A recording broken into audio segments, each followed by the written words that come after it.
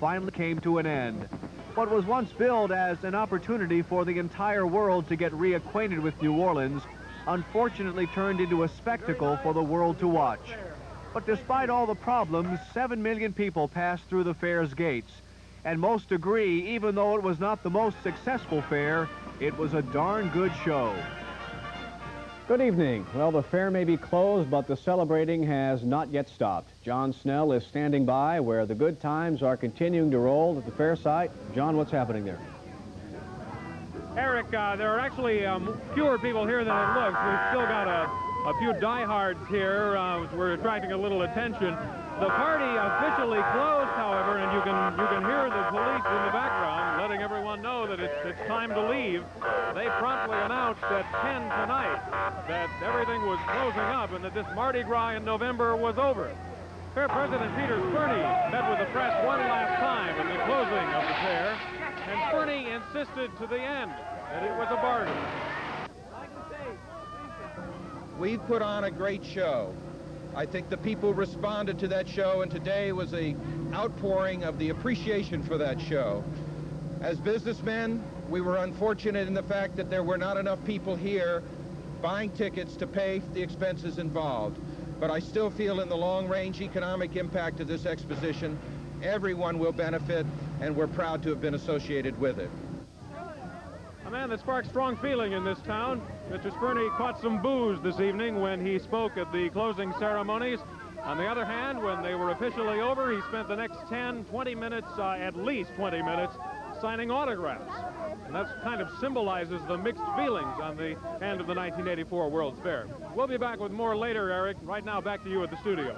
All right, John, and John has a couple of admirers with him there. And as John said, he'll be back a little later in the program with a retrospective look at the 1984 Louisiana World's Fair. Well, tonight, thousands of people packed the Quality Seal Amphitheater for the final show of the World's Fair, the official closing ceremonies. And if nothing else, the expo went out in spectacular New Orleans style. When the show started at 7 p.m., it had everything: music, pomp, pageantry, and dignitaries from all over the world. But noticeably absent were Mayor Ernest Morial and Governor Edwin Edwards. Both were present for the opening ceremonies on May 12th. Tonight, though, no one seemed to miss them as the thousands in the audience roared with approval as Irma Thomas belted out the World's Fair theme.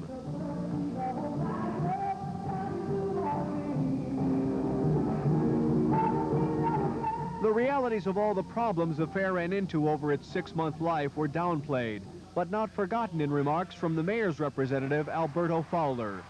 And New Orleans has a tragedy, and New Orleans has a mission. New Orleans has probably closed together. Thank you. One of the highlights of the closing ceremony was a visit by the Riverboat Natchez and the Southern University Marching Band. And when they broke into Way Down Yonder in New Orleans, this crowd loved it.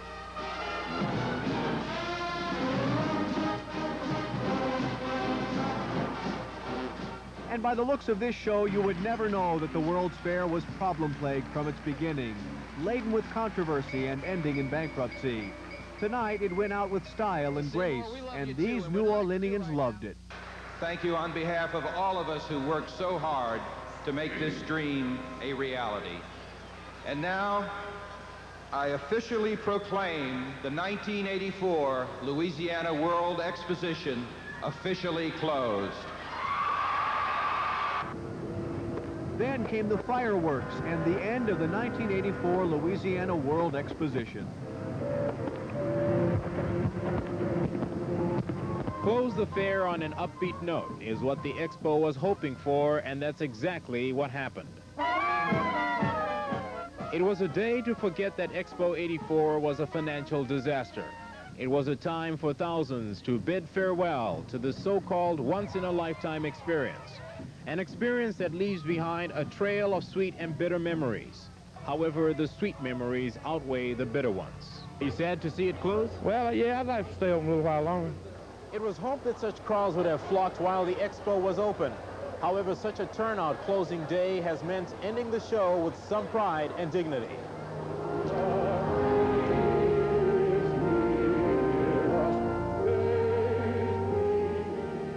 A benediction at the amphitheater was in order as a show of thanks for what New Orleans was able to put on for the rest of the world. And I hope that we'll pause and reflect on this tremendous progress, and that we hope that all of us will leave from this place and go forth and help to make the world a better place. Like any other festivity that has a continuing chapter, tradition was passed on. Aboard a Viking ship that sailed here from Norway, it was through a telephone hookup via satellite. Expo officials extended wishes of good luck to future Expo hosts in Canada and Japan. Rightly so, they'll need it. James McCullough, Eyewitness News, Nightwatch. With the closing of the fair comes the suspension of service on the Expo's gondola. The gondola shuts down tonight with commuter service scheduled to resume December 16th. In the meantime, crews will install a new cable and perform some preventative maintenance on the gondola cars. Now, memories of the fair are still in the minds of many New Orleanians by their own private thoughts of the Expo tonight. Today, some people shared their remembrances with our Mike Longman. The weather cooperated, pouring down brilliant sunshine mixed with crisp autumn air as a big crowd showed up to say a last goodbye to the fair. It's pretty crowded today. Claustrophobia with all these people around. On its final day after a 6-month run, this fair has been acclaimed a financial disaster and an entertainment success. The last day produced some rather mixed emotions. No, I think it was okay, but just put us in a hole a little more than money. Just glad it's over with. We've been here, what, about 30 times? At least. And we were here the opening day, and now it's just sad. For some fairgoers, this last day was their only glimpse of what's been going on here. The last day is the first time. I'm enjoying it a lot. For others, it was a final day to see familiar sights and maybe make a few new friends. And I've been out there hunting 12 times already, and I enjoyed everything, and I've seen everything already. I wish they would stay here.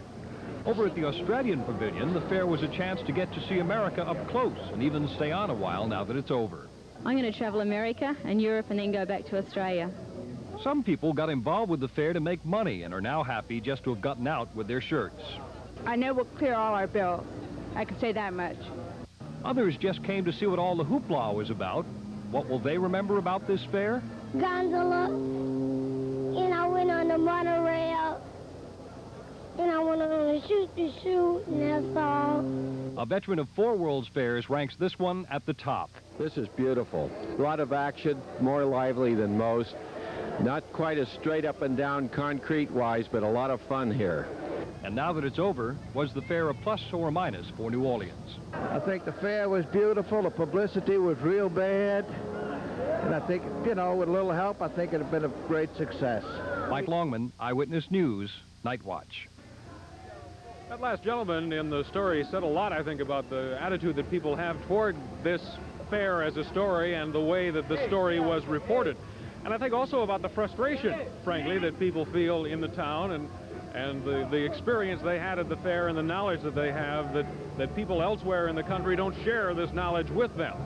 For fair officials, it was a frustrating 6 months in which the financial picture often overshadowed the fun.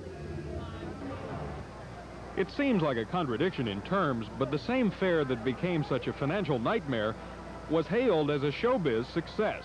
I think it's beautiful. This is about my 3rd or 4th time here. Oh, I love it. It's great. I hate to see it go. The critics loved it. The problem was enough of the critics that really mattered never came. Explanations as to why abound, but one factor may have been promotion. The fair didn't begin its big advertising push until 3 short months before its opening, and when it did, it spent $2 million less than Knoxville had 2 years earlier. If you set high goals, you've got to be willing to put the resources into place to reach those goals. Estimates on how much the fair lost vary, but even fair managers can see they're faced with at least $100 million of red ink. Contractors paid a high price.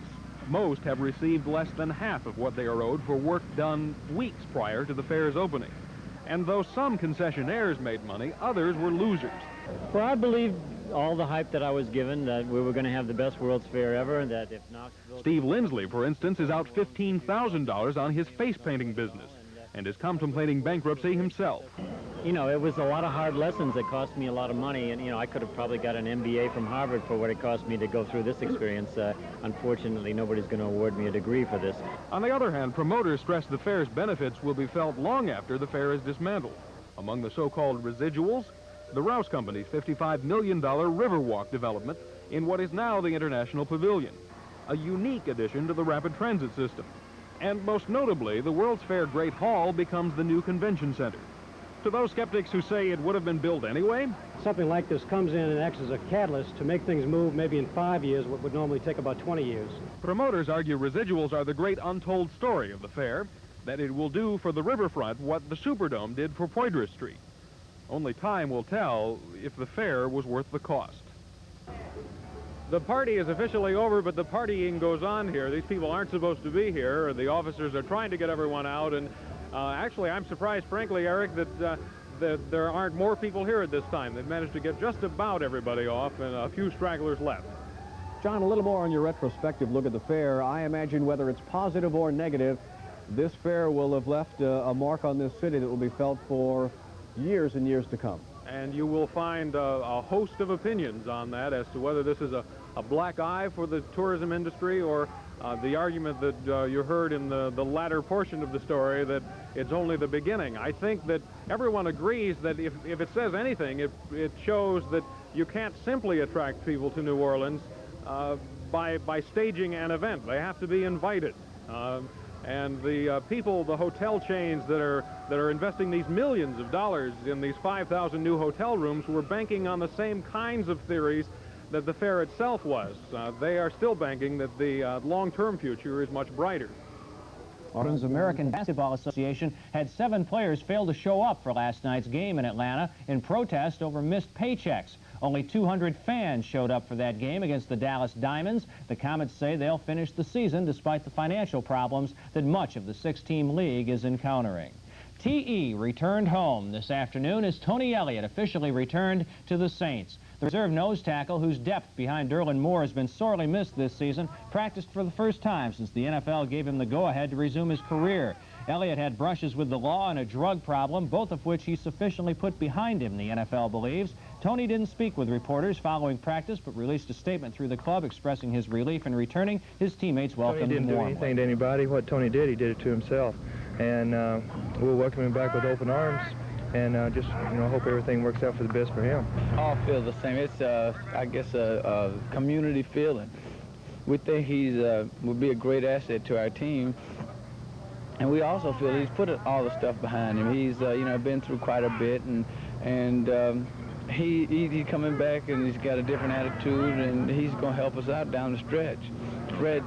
San Francisco's got Fred Dean, and we got Tony E. The messed-up postseason bowl picture, which looks to be devoid of any singular big game that could find either team which wins the national champion, is symbolized by the matchup that will occur in the Holiday Bowl.